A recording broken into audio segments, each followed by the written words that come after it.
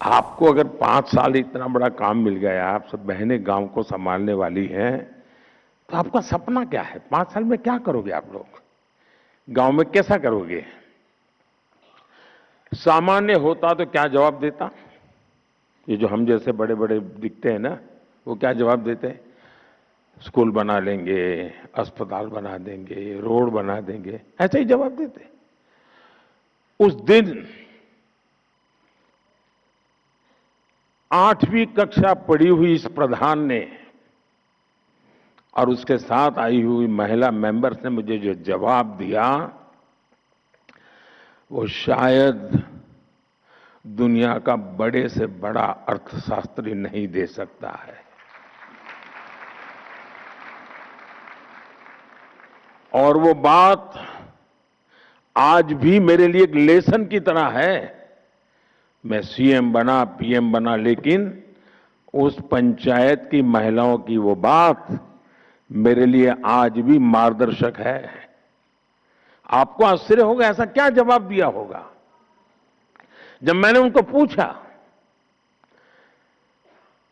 क्या करेंगे आप, 5 साल आपको मिले हैं, गांव ने आपको नहीं बढ़ाया था, तब उन्होंने मुझे जवाब दिया, साहब एक इच्छा है। मैंने कहा क्या? और वो जवाब आज भी मेरे कानों में गूंजता रहता है।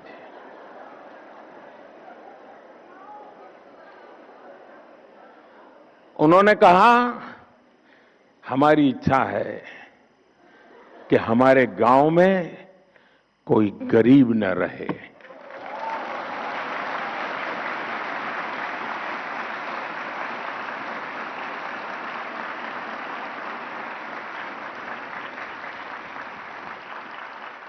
बड़े से बड़े अर्थशास्त्रियों के लिए भी इससे बड़ा कोई संदेश नहीं हो सकता है। यह अपने आप में मेरे लिए एक बड़ा सुखद अनुभव था और वो आज भी शब्द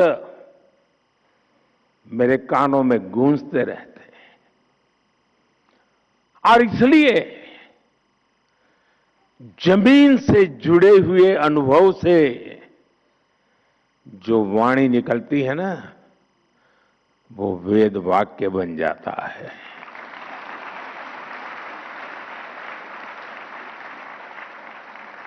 और इसलिए साथियों, नारी शक्ति बंधन अधिनियम को लागू करना ऐसी सभी महिलाओं के जीवन का बहुत बड़ा अवसर बनने जा रहा है।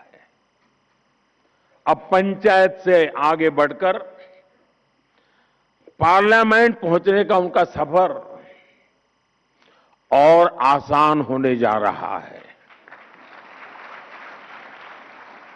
साथियों, आज विकसित भारत की हमारी यात्रा में महिलाओं की भूमिका और भी अहम हो गई है। मुझे संतोष है कि 2014 में आप सबने, देशवासियों ने हमें यहां सेवा करने का अवसर दिया है और तब से लेकर अब तक हमारी सरकार ने महिलाओं के जीवन चक्र के हर पड़ाव के लिए योजनाएं बनाई, उन्हें सफलतापूर्वक लागू किया। आज पहली सांस से लेकर आखिरी सांस तक हमारी सरकार कोई न कोई योजना लेकर के भारत की बहन बेटियों की सेवा में हाजिर है।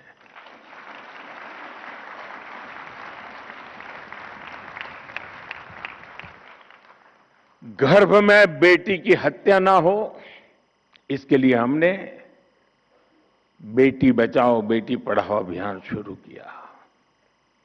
गर्भ की अवस्था में मां को सही पोषण मिले, इसके लिए हर गर्भवती मां को मातृ वंदना योजना के तहत 5,000 रुपए की आर्थिक मदद दी। जन्म के बाद बेटी को पढ़ाई में मुश्किल ना हो, इसके लिए ज्यादा से ज्यादा ब्याज मिले, ऐसी सुकन्या समृद्धि योजना शुरू की। बेटी को गंभीर बीमारी से बचाने के लिए बचपन में उसे सही समय पर टीके लगते रहे हैं, इसके लिए मिशन इंद्रधनुष शुरू किया। बेटी को स्कूल में शौचालय की परेशानी न हो, इसके लिए स्वच्छ भारत अभियान के तहत देश में करोड़ों शौचालय बनाए गए। बेटी को पीरियड्स के दौरान परेशानी न हो, इसके लिए लगभग मुफ्त में सैनिटरी नैपकिन देने का अभियान शुरू किया गया। बेटी अगर स्पोर्ट्स में आगे जाना चाहती हैं, तो उसे खेलो इंडिया अभियान के तहत सालाना 1 लाख रुपए तक की मदद मिल रही है। बेटी अगर बड़ी होकर भविष्य में सेना में जाना चाहे, तो उसके लिए सरकार ने सैनिक स्कूल में एडमिशन के लिए दरवाजे खोल दिए। नेशनल डिफेंस एकेडमी में जाने के रास्ते खोल दिए। जीवन के आगे के पड़ाव में बेटी को रसोई में धुएं की परेशानी ना उठानी पड़े, इसके लिए हमने उज्ज्वला योजना शुरू की, करोड़ों गैस कनेक्शन मुफ्त दिए। बेटी को मीलों तक सिर पर पानी ना ढोना पड़े, इसके लिए हमने हर घर नल से जल अभियान शुरू किया। बेटी को अपने परिवार के लिए राशन की चिंता ना करना पड़े, इसके लिए मुफ्त राशन की योजना शुरू की। अपने पारिवारिक जीवन में बेटियों को इलाज की चिंता न हो, इसके लिए उन्हें 5 लाख रुपए तक का मुफ्त इलाज देने वाली आयुष्मान योजना संभव बनाई दी। 80% तक डिस्काउंट पर सस्ती दवा के लिए जन औषधि केंद्र, इन सब का सबसे ज्यादा लाभ हमारी बहनों और बेटियों को हो रहा है। साथियों, आप सभी इस बात को भली भांति जानते हैं कि भारत में महिलाओं को सशक्त करने के लिए उनकी आर्थिक भागीदारी को बढ़ाना आवश्यक है। इसलिए हमने अपनी सरकार के हर निर्णय में, हर योजना में इस पहलू का ध्यान रखा। पहले परिवार की संपत्ति मुख्य रूप से पुरुषों के नाम होती थी। घर है तो पुरुष के नाम पर, खेत है तो पुरुष के नाम पर, दुकान है तो पुरुष के नाम पर, गाड़ी है तो पुरुष के नाम पर, स्कूटर है तो भी पुरुष के नाम पर,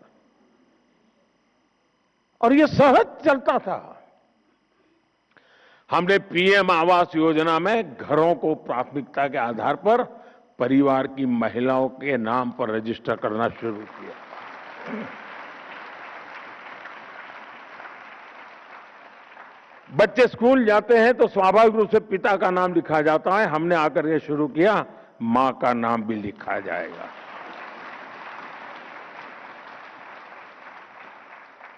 बीते 11 साल में इस निर्णय का लाभ 3 करोड़ से ज्यादा महिलाओं को अपने घर का नाम, घर खुद के मालकिन बनी है। इससे आज घरों में महिलाएं भी आर्थिक रूप से सशक्त बन रही हैं। आमतौर पर पिता और बेटा कुछ व्यापार की बात करते हैं ना, और अगर माँ चाय लेके आए और थोड़ी देर खड़ी रहे, अरे तुम जाओ किचन में काम करो, हम बात कर रहे हैं। मैं गृहस्थी नहीं हूं, लेकिन पता बहुत है।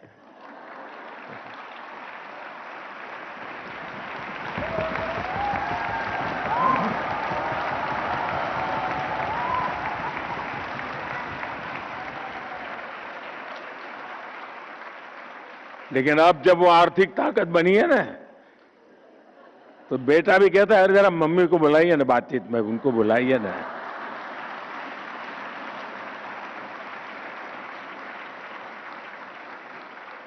साथियों, 2014 में हमारे देश में करोड़ों महिलाएं ऐसी थी जिन्होंने कभी बैंक का दरवाजा भी नहीं देखा था।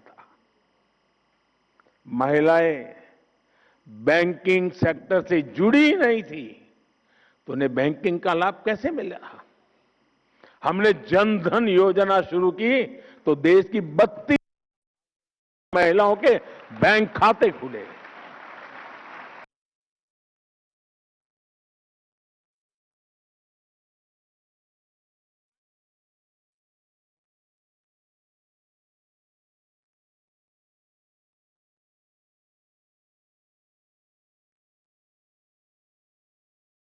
और बेटा कुछ व्यापार की बात करते हैं ना, और अगर माँ चाय लेके आए और थोड़ी देर खड़ी रहे, अरे तुम जाओ किचन में काम करो, हम बात कर रहे हैं। मैं गृहस्थी नहीं हूं लेकिन पता बहुत है।